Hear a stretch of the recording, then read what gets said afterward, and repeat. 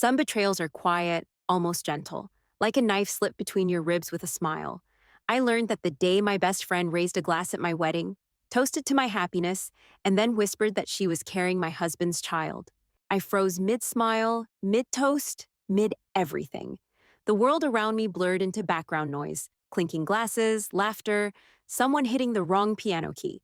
And all I could hear was the silent, sharp echo of that betrayal. My name is Emily Carter. I used to think I understood love, friendship, and loyalty. I was 26, a self-proclaimed planner of perfect lives, and the universe had generously handed me what I thought was mine. Daniel Matthews, my charming, dazzling, overly handsome husband, Sophie Reynolds, my lifelong best friend, and a wedding that felt like a fairy tale scripted by someone who clearly skipped the chapters on drama. I met Daniel in college, the kind of meet-cute people roll their eyes at when they hear it, but it was true. A spilled latte, two apologies, and a shared umbrella later, I was convinced the universe had been conspiring in my favor. He was funny, attentive, and stubbornly romantic, the kind of man who would send you flowers with a post-it that said, "Sorry, I'm not your knight yet, but I'm working on it." I loved him, and I trusted him. Blindly, foolishly. Sophie was different. She and I grew up sharing bedrooms, secrets, and dreams. If Emily and Sophie were a brand, it would be inseparable since birth. Our moms joked that one of us would probably marry first, and the other would steal the spotlight in some embarrassing yet memorable way. I never thought that joke would eventually morph into reality in the cruelest sense. The weeks leading to my wedding were a blur of champagne, confetti, and the kind of excitement that makes your cheeks ache from smiling too much. Sophie was my bridesmaid, of course. She fussed over my train like a drill sergeant, teased me about my flower choices, and somehow managed to turn everything into a mini comedy skit. Even as she joked about how Daniel had to sign a prenuptial agreement for her friendship loyalty, I laughed, not realizing I was chuckling at the foreshadowing. Our wedding day arrived like a postcard. The church smelled faintly of lilies and too much perfume, the sun streaming in golden beams that could have fooled a poet into thinking life was perfect. Daniel's nervous hands trembled slightly as he straightened his tie at the altar. I laughed, brushing off the thought that he looked a bit too tense. Sophie caught my eye from her seat in the front row, smiled, and mouthed, "You look radiant." I believed her. I still believed her. Vows were exchanged, tears were shed, and the kind of euphoric laughter that feels like it might split your ribs echoed through the hall. I remember thinking, this is it. This is everything I ever wanted. And then Sophie took the microphone. Her toast began innocuously. She praised my beauty, our love story, and how Daniel had finally managed to snag someone as amazing as me. Her eyes twinkled with the kind of sincerity that fools everyone. And then came the whisper, soft enough that no one else would hear, yet sharp enough to pierce through the walls of my carefully constructed joy. I'm carrying his child. Time stopped. My smile froze mid-cheer. Champagne glasses hung in the air like frozen sculptures. Laughter became an echo I couldn't reach. The knife had slipped, and Sophie was holding the handle with a grin. I didn't scream. I didn't faint. I didn't even drop my bouquet. I simply stood there nodding politely, feeling every muscle in my body betray me with its rigidity. Inside, though, something shifted. A vow began to take shape, one she'd never see coming. After the reception, while everyone danced or stumbled into tipsy confessions of love, I slipped away to the quiet of the bridal suite. The walls, painted a soft lavender, seemed to embrace me with cruel irony. I sank onto the couch, letting the reality of the betrayal wash over me like icy water. My chest ached, my throat burned, and yet there was a clarity that only pain can carve out. Daniel found me there, smiling, slightly confused, a drink in his hand. He assumed I was overwhelmed with joy. I nodded, smiled, and whispered something vague about needing air. He didn't press. He never had to. Sophie, meanwhile, floated around the hall like a phantom, pregnant with secrets, laughing too loudly, flaunting the audacity that had just shattered my life. In those silent moments, I started cataloging everything. Dates, messages, fleeting glances I had once dismissed as coincidences. My mind became a quiet courtroom, judging Daniel and Sophie with meticulous precision. I didn't need vengeance yet. I needed perspective. I needed the sharp, cold, steady awareness that comes when your world has been upended and your mask remains perfectly in place. Humor crept back in, the kind only someone on the edge of total meltdown can summon. I whispered to myself, well, Daniel, you always said life should be interesting. Guess we just upgraded from rom-com to horror thriller. I chuckled despite myself. The absurdity was almost liberating, almost. By the time the guests had left, leaving behind sticky floors and half-empty champagne flutes, I had formed a plan. Not a plan born of blind rage, but of calculated patience. I would let them think they'd won. I would smile, I would play the grieving, shocked bride perfectly. And then, when they least expected it, I would strike. Sophie's betrayal was a spark. My response would be a wildfire. As I lay in bed that night, staring at the ceiling, I realized I had underestimated neither my pain nor my resilience. The story was no longer about love or marriage. It was about power, cunning, and a quiet kind of justice that could not be anticipated. I closed my eyes, letting the tension drain from my body, but not the resolve. Tomorrow, I would wear my mask again. I would sip champagne, laugh at the right moments, and let the world see nothing but Emily Carter, the radiant bride. But inside, I had already started writing the opening chapter of their undoing. The morning after my wedding, I woke in the crisp white sheets of our suite with the faint scent of lilies still lingering. Daniel was asleep beside me, his chest rising and falling in a rhythm I used to find comforting. Now, it felt like the beating of a drum signaling a war I hadn't yet engaged in.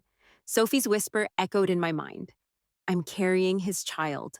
I swallowed hard, forcing myself to focus on air, not tears.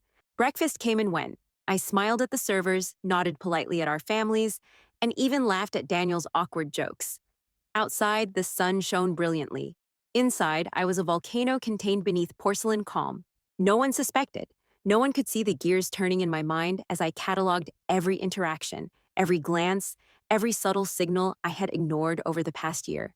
Sophie was everywhere, at brunch with my friends, at the boutique helping with dress fittings, popping up in photos with Daniel's family, always perfectly timed, always radiant, always smug.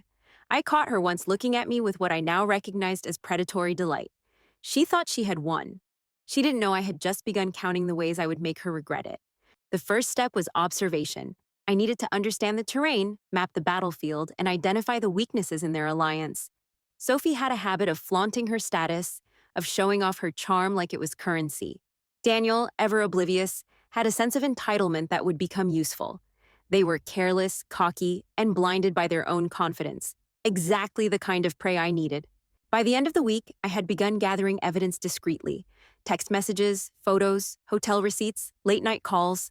The kind of breadcrumb trail that, when pieced together, told a story more damning than any argument could. I did it quietly, systematically, like a librarian cataloging forbidden books.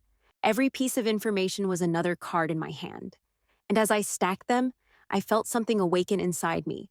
A sharp, deliberate sense of power that had nothing to do with love and everything to do with justice.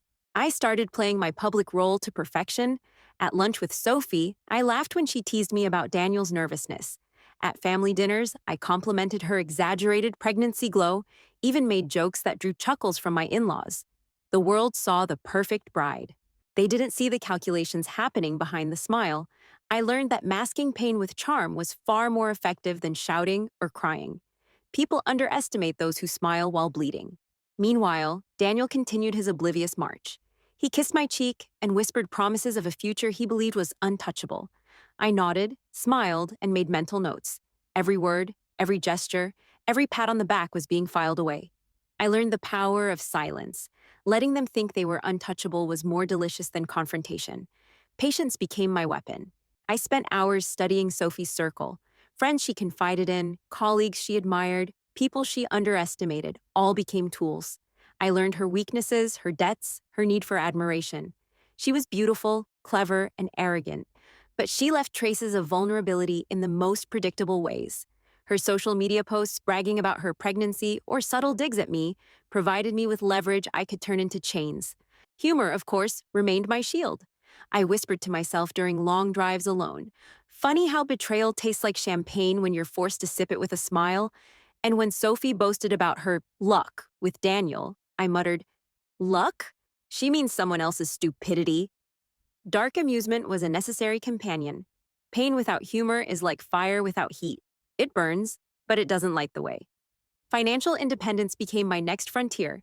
My family's wealth, long understated, was suddenly a weapon.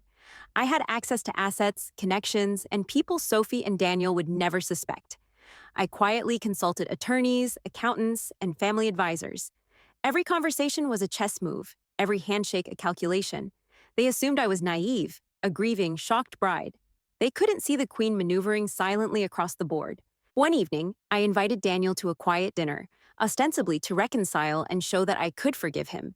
In truth, it was a test. His nervous laughter, the way he fumbled utensils, even the way his eyes darted to Sophie's absence. Every detail confirmed my suspicions and added fuel to my strategy. Daniel's arrogance had blinded him. Now it was my advantage. Sophie, unaware of my growing arsenal, continued to flaunt her perceived victory. At my birthday brunch, she leaned in and whispered, "Daniel loves me more. He's always chosen me." I smiled, I laughed, and inwardly, I crafted the words that would haunt her. "We'll see who's really winning." I found myself enjoying the patience, the slow build, the careful planning. Each day was an exercise in control, a meditation in power. I had become both predator and playwright, orchestrating moves that would lead to the ultimate reveal. The thrill was intoxicating, far sweeter than the naive happiness I had once known. Late nights were spent revisiting every memory, every laugh shared, every moment I had trusted Daniel and Sophie. Pain mixed with resolve, heartbreak with cunning. My mind was a battlefield, but now I was the general. I visualized the final moves, the exposure, the unveiling of their arrogance and betrayal. Every imagined scene played like a film reel, vivid and precise, each detail sharpened for maximum impact. Despite all this, I kept a human touch.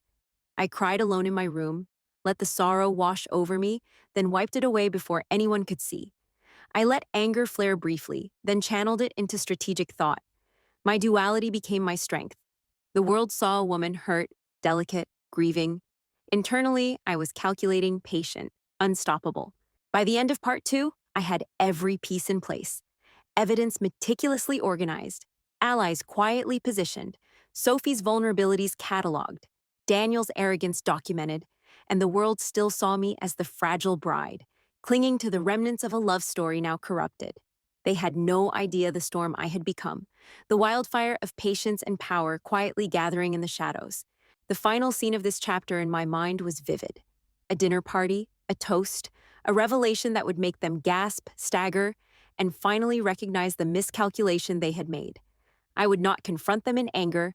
I would dismantle them with precision, one move at a time. And in that perfect moment, their arrogance, their betrayal, and their overconfidence would all be their undoing. As I closed my planner, reviewed my notes, and sipped my late-night tea, I whispered to the empty room, "The day they thought they won is the day they signed their own defeat." A calm satisfaction settled over me. Patience, strategy, and subtle humor had become my armor. And when the moment came, they would remember the bride they betrayed not with tears or rage, but with the quiet, unstoppable force they never saw coming. The day finally arrived when patience became action. Months of silent calculation, careful observation, and strategic planning had led to this moment. Sophie Reynolds and Daniel Matthews thought they had won. They believed I, Emily Carter, had been shattered, defeated by their betrayal, and that my life was now theirs to mock and manipulate. They were wrong. I had orchestrated the perfect environment for their downfall. Every detail meticulously arranged, every ally subtly positioned. The first move came with Daniel's career. He was a rising star at his company, respected and admired, yet wholly arrogant. One discreet conversation, one forwarded email thread, one careful call to a colleague, and the dominoes began to fall. His perfect reputation was unraveling, quietly, methodically. A whisper here, a truth there, and suddenly every partner and client questioned his judgment. He had been blind to my pain, now he would be blind to his own undoing. Sophie, meanwhile, was spinning in her own world of perceived victory. She flaunted her pregnancy, her charm, her supposed triumph. I let her. Smiles, pats on the shoulder, laughter at brunches. I played the grieving bride flawlessly. Every word I spoke, every gesture I made was a carefully placed pawn on my chessboard. People underestimated the power of composure, and that was my greatest weapon. The second phase involved social exposure. Sophie thrived on admiration, yet she left footprints wherever she went. careless text messages, boastful photos, and gossip-laden comments. I compiled everything, layer by layer, creating a dossier that told the true story of their betrayal, evidence of infidelity, lies, and manipulation. Everything they had thought hidden was now cataloged in a form impossible to ignore. I waited for the right stage. Timing, after all, was everything. A public event, a dinner gathering, a seemingly innocent toast. These were the instruments of their unraveling. The moment needed to be cinematic, unforgettable, and devastating. Yet I would deliver it with elegance and control. The day came. I hosted a gathering at the rooftop of a boutique hotel, claiming it was a celebration of my recent business success. A networking evening for friends and family. Daniel and Sophie arrived, smug, smiling, and unaware that the very stage they assumed would celebrate them was rigged to reveal the truth. The room was filled with the people who mattered most: colleagues, family, and acquaintances who had witnessed Sophie's calculated rise in social circles. Every guest was positioned strategically, a subtle audience to watch the dismantling of arrogance. As we toasted, Sophie whispered in my ear, "This is going to be fun, just like old times, right?" I smiled, polite, controlled. Inwardly, I chuckled at her audacity. Old times, indeed. Times she had shattered, yet failed to realize she was dancing on a floor I had already prepared to collapse beneath her. I started subtly, introducing casual mentions of Daniel's recent business decisions, framing them in ways that made guests curious. "Funny how sometimes the man you thought untouchable can stumble on the smallest misstep," I said lightly, raising my glass. Eyes flickered to Daniel, already uneasy. Sophie noticed the glances, the barely there smirks, the whispers, but couldn't pinpoint the source. Then came the reveal. With the poise of someone reading the opening of a beloved book, I casually referenced documents I had collected. "It's strange," I said, "how a person can appear perfect on the surface, yet their choices ripple into consequences they never anticipated." I held Daniel's gaze, calm, controlled, a hint of steel behind my smile. Whispers began circulating. Guests who had been previously unaware started piecing together the evidence themselves: minor inconsistencies, overlapping schedules, screenshots of messages. The atmosphere shifted from polite celebration to tense curiosity. Sophie's eyes widened, panic flickering across her carefully maintained composure. I leaned in, voice soft, audible only enough for her to hear. "You thought I wouldn't notice. You thought I was naive, but every step, every whisper, every lie, it's all here." I tapped the folder subtly on the table. Sophie's hands trembled. She swallowed hard, realizing the walls had closed in, unseen but inevitable. Daniel's arrogance crumbled in real time. The colleagues he had trusted began exchanging silent glances. Every interaction he had taken for granted, every casual deception he had hidden behind, was now laid bare. The man who thought he could outrun consequences was trapped in the mirror I had carefully polished to reflect his failures. Sophie attempted a smile, tried to laugh it off. "You're overreacting," she whispered, tone wavering. But it was too late. The guests had begun to murmur, some stepping closer to witness the unfolding drama.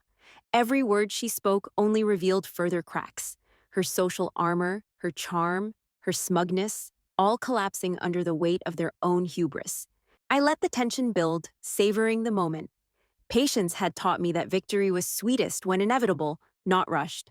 I allowed a few gentle digs, subtle yet sharp, to land like arrows. A comment about loyalty, a reminder of promises broken, a quiet reference to deception that only insiders would recognize. Each one calculated to pierce without needing to shout. Finally, I unveiled the most damning piece: proof that Sophie's pregnancy was not the golden ticket she had assumed. DNA results, carefully acquired and verified, revealed the truth. She had built her entire sense of power on a lie. The room went silent. Daniel's jaw tightened. Sophie's color drained. The hubris that had once made them untouchable evaporated in a single devastating revelation. I smiled, genuinely this time, the kind of smile that carries triumph without cruelty. "It's fascinating," I said softly, addressing both of them, "how people believe they can manipulate the narrative only to discover the story belongs to someone else entirely." The words hung in the air, each syllable a scalpel, precise and deliberate. Sophie's collapse was almost theatrical. She tried to speak, to explain, to salvage some shred of dignity, but the weight of her arrogance and deceit had left her no room. Daniel muttered apologies that sounded hollow. meaningless against the symphony of their undoing. I let them stumble through their own consequences, silent satisfaction washing over me. By the end of the evening, the damage was complete. Daniel's career was shaken, his reputation tarnished. Sophie's social standing, carefully curated over months, lay in ruins. And I walked away with my dignity intact, my power undeniable, and the knowledge that justice need not roar. It can arrive quietly, elegantly, and devastatingly. As I drove home that night, city lights reflecting in my rearview mirror, I felt a calm I hadn't known in months. The storm had passed, leaving only clarity. Pain had been transformed into power, betrayal into strategy, and heartbreak into a story of triumph I could tell without shame. And in my mind, I whispered one last, satisfying thought. The bride they tried to break had become the architect of their ruin. They had underestimated me, misread me, and believed themselves untouchable. In the end, their arrogance had been the final thread in the tapestry of their undoing. And I had woven it all, silent, patient, unstoppable. They thought they wrote my ending at my wedding, but I had been writing theirs all along.